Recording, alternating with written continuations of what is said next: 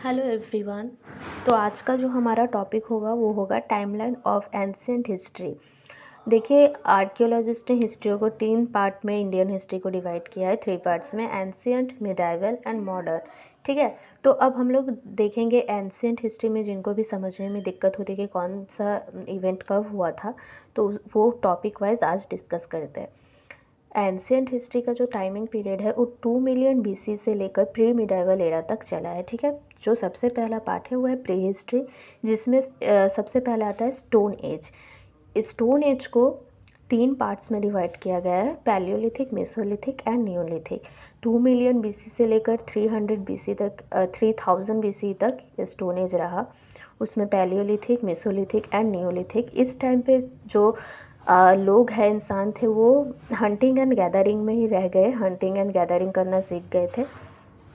फिर pre history के बाद आता है ये नियोलिथिक एज के बाद आएगा चैल्कोलिथिक एज, जिसमें इंसान क्या है, स्टोन और कॉपर का यूज़ करना सीख गए थे। ठीक है, उसके बाद आएगा इंडस वैली सिविलाइजेशन, जिसे ब्रॉन्ज या हड़प्पन एज भी कहा जाता है। और इस टाइमिंग पीरियड में सबसे बड़ा अर्बन जो सिविलाइजेशन बना वो इंडस वैली बना। यहाँ पे ब्रन ब्रिक्स, उसके बाद जो है आपका टाउन प्लानिंग, ये सब देखने को मिलेगा। फिर बहुत बड़ा इंडस वैली सिविलाइजेशन था, और इसका जब एंड हुआ तो इसका एंड का एक रीज़न माना गया इन्वेशन ऑफ आर्यंस को। ठीक है, ये भी एक थ्योरी बताया गया कि इसके बाद हड़प्पन सिविलाइजेशन जो है वो एंड हुआ।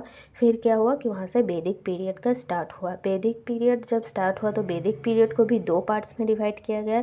एक है अर्ली ऋग्वेदिक, जिसका टाइमिंग पीरियड 1500 से 1000 बीसी तक है। उसके बाद लेटर ऋग्वेदिक, ठीक है, जो 1000 से 600 बीसी तक है।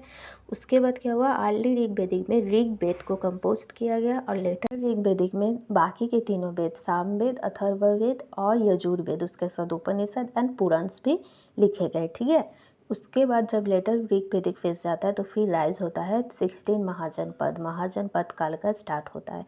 ठीक है, उसमें क्या होता है, उसके साथ साथ ही rise of Buddhism and Jainism. ठीक है, बुद्धिज़्म और जैनिज़्म का उसी टाइम पे राइज होता है, 2 रिलीजन नया बन के आता है। जो 16 महाजनपद थे उसमें सबसे ज़्यादा स्ट्रॉन्गेस्ट जो एम्पायर बनता है वो मगध बनता है। ठीक है, मगध सबसे बड़ा एम्पायर बनता है, और मगध को सबसे पहले रूल करते हैं हर्यंका डायनेस्टी, फिर शिशुनाग डायनेस्टी, उसके बाद नंद डायनेस्टी। फिर नंद डायनेस्टी के बाद आते हैं मौर्यंस, जिसमें चंद्रगुप्त मौर्य एंड अशोका, ये दोनों सबसे ग्रेट रूलर बनते हैं। उसके बाद आता है पोस्ट मॉडर्न, जिसमें कुषाण का इन्वेशन होता है। ठीक है, इसके बाद क्या होता है, इसके बाद आता है गुप्तास पीरियड, फिर आता है post Gupta period. Guptas period में कौन कौन रहते हैं, श्रीगुप्ता, चंद्रगुप्ता 1, समुद्रगुप्ता 1 एंड चंद्रगुप्ता 2, ये इंपॉर्टेंट रूलर्स थे। इसके बाद जो पोस्ट गुप्ता पीरियड आता है उसमें सबसे एक ही इम्पॉर्टेंट डायनेस्टी था, वो था वर्धन डायनेस्टी। उसके रूलर कौन थे इम्पॉर्टेंट, हर्षवर्धन। हर्षवर्धन ने क्या किया था, उन्होंने कनौज जो है, जो उस टाइम पे सबसे ज़्यादा इम्पॉर्टेंट माना जाता था नॉर्थ इंडिया में, तो हर्षवर्धन ने क्या किया, कनौज को जो है अपना कैपिटल बना लिया। जब हर्षवर्धन ने कनौज को अपना कैपिटल बनाया तो उस टाइम पे नॉर्थ इंडिया में सबसे पावरफुल माना जाता था कनौज को। ठीक है, कनौज स्टेट को। फिर क्या होता है कि हर्षवर्धन उनकी जब मृत्यु हो जाती है, उनके डेथ के बाद कनौज पे कौन रूल करेगा, इसके लिए एक स्ट्रगल स्टार्ट होता है, जिसमें सबसे पहले आते हैं पालस बंगाल से, फिर गुर्जर प्रतिहार, फिर राष्ट्रकूट। इन तीनों जो डायनेस्टी उभर के आते हैं, इन तीनों एम्पायर में एक स्ट्रगल छिड़ जाता है, जिसको कहा जाता है ट्रिपाटाइज स्ट्रगल। ठीक है, तो इतना ही था। ट्रिपाटाइज स्ट्रगल के बाद तक ही जो आपका एंशिएंट हिस्ट्री का टाइम पीरियड है वो इतना ही रहता है। इसके बाद आपका मिडाइवल शुरू होगा, स्टार्ट होगा।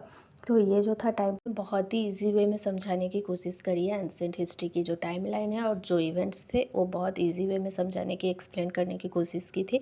अगर आपको इस वीडियो से कुछ भी हेल्प मिले तो आप मेरे इस वीडियो को लाइक कर सकते हैं, मेरे चैनल को सब्सक्राइब कर सकते हैं, और इसके बाद मिलते हैं नेक्स्ट वीडियो में। Thank you for watching this video.